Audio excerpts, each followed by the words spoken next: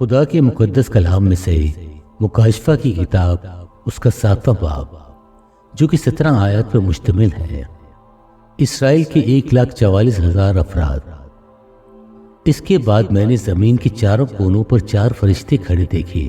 وہ زمین کی چاروں ہواؤں کو تھامے ہوئے تھے تاکہ زمین یا سمندر یا کسی درخت پر ہوا نہ چلے۔ پھر میں نے ایک اور فرشتہ کو زندہ خدا کی مہر لیے مشرق سے اوپر کی طرف آتے دیکھا۔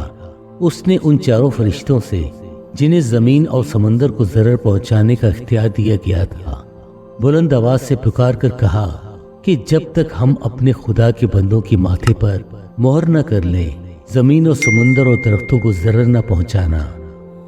اور جن پر مہر کی گئی میں نے ان کا شمار سنا کہ بنی اسرائیل کے سب قبیلوں میں سے 1,44,000 پر مہر کی گئی۔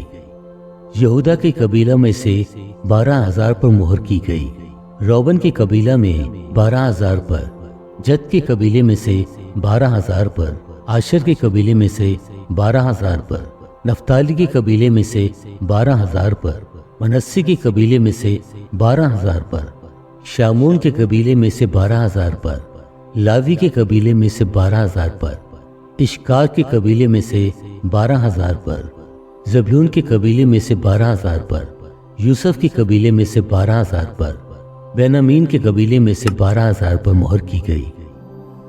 بے شمار بھیڑ۔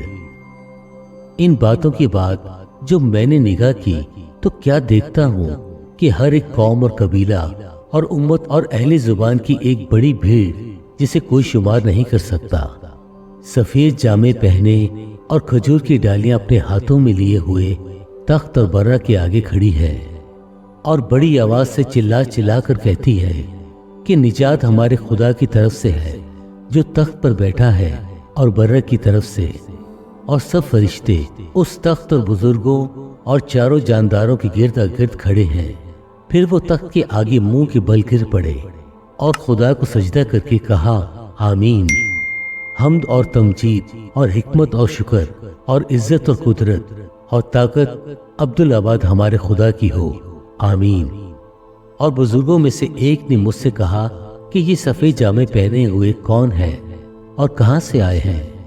میں نے اس سے کہا کہ اے میرے خداوند تو ہی جانتا ہے۔ اس نے مجھ سے کہا یہ وہی ہے جو اس بڑی مصیبت سے نکل آئے ہیں، انہوں نے اپنے جامے برہ کے خون سے دھو کر سفید کیے ہیں۔